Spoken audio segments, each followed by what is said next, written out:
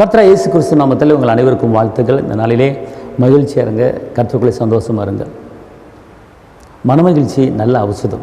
இந்த கால வேளையிலே சந்தோஷமாக படுக்க விட்டு எந்திரிங்க, சோகமாக எந்திரிக்காதீங்க, கவலைப்பட்டு எந்திரிக்காதீங்க, மனமகிழ்ச்சியோடு இருங்க. மனமகிழ்ச்சி நல்ல ஔஷதம். ஔஷதம் என்பது சுகம். நீங்கள் சந்தோஷமாக இருந்தீங்கன்னா ஒரு சுகம் உங்களை தேடி வரும். சரிங்களா? இந்த நாளுக்கு உண்டான ஒரு உயிருள்ள வார்த்தை ஏசாயா 58:8. உன் நீதி உனக்கு முன்னாலே செல்லும், கர்த்தருடைய மகிமை உன்னை பின்னாலே காக்கும்.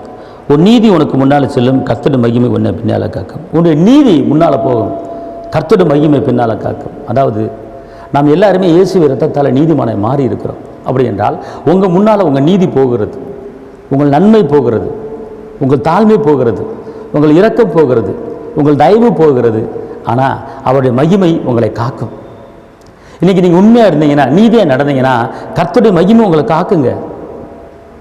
நீங்கள் பொய் சொல்லாமல் கர்த்தருக்கு பயந்து நன்மைகளை மாத்திரம் பேசுங்க, நன்மைகளை மாத்திரம் செய்யுங்க, நன்மைகளை மட்டும் பின்பற்றுங்க. அப்படி பின்பற்றும் போது கர்த்தருடைய மகிமை உங்களை காக்கும்.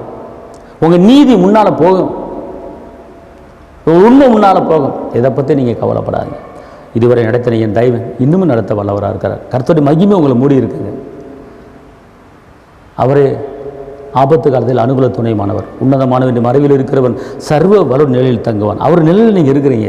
அவர் மகிமை உங்களை மூடி இருக்குங்க. அவர் மகிமை உங்களை மூட வேண்டுமா? உங்கள் நீதி முன்னாலே கடந்து போய்கொண்டு இருக்கிறது. நீங்கள் நீதிமானாய் மாறி இருக்கிறீங்க. யாரால்? என் அன்பு தகப்பன் இயேசுவின் இரத்தத்தால் நீதிமானாய் மாறி இருக்கிறீங்க. அதனால் தைரியமாக இருங்க, நீதி செய்யுங்க, நன்மை செய்யுங்க. நன்மை செய்ய அறிந்திருந்தும் அதை செய்யாமல் போனால் பாவம் என்று யாக்கோபில் சொல்லப்பட்டு இருக்கிறது. நன்மையை படியுங்கள், நன்மையை பின்பற்றுங்கள். கர்த்தர் ஒருபோதும் உங்களை கைவிட மாட்டார். கர்த்தர் மகிமை உங்கள் மேலே அமர்ந்திருக்கிறது. எந்த ஆபத்தும் உங்களுக்கு வராது, எந்த விளைவினும் உங்களுக்கு வராது, எந்த நெருக்கமும் வராது, எந்த நிந்தையும் வராது, எந்த அவமானம் வராது. ஏன்னா ஏசப்பா உங்கள் மேலே பாதுகாப்பு. அவர் மகிமை பின்னாலே காக்கும், அவர் பிரச்சனை உங்களை காக்கும். ஆனால் தைரியமாக இருங்க. இந்த நாளிலே அவர் மகிமை உங்களுக்கு இருக்கிறது, அவர் பிரச்சனை உங்களுக்கு இருக்கிறது.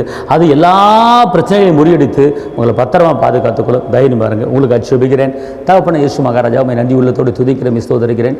வெற்றி வேந்தனே, விடுதலை நாயகரே, பெயர் சொல்லி அழைத்தவரே, அநாதி சிநேகித்தால் சிநேகித்தவரே, கார்மியத்தால் மூடினவரே, உங்களுடைய இரக்கமும் உங்களுடைய தயவும் பிள்ளையை மேலே இருக்கட்டும். உங்களுடைய நீதி முன்னாலே கடந்து போகட்டும். உங்களுடைய மகிமை பிள்ளையை பாதுகாத்துக் கொள்ளட்டும். இரத்தத்தின் வல்லமை கூட இருப்பதாக காத்துக்கொள்ளுங்க. இயேசுவின் நாமத்தில் பிதாவே, ஆமென். கர்த்தர் உங்களை ஆசீர்வதிப்பார். ஹல்லேலூயா.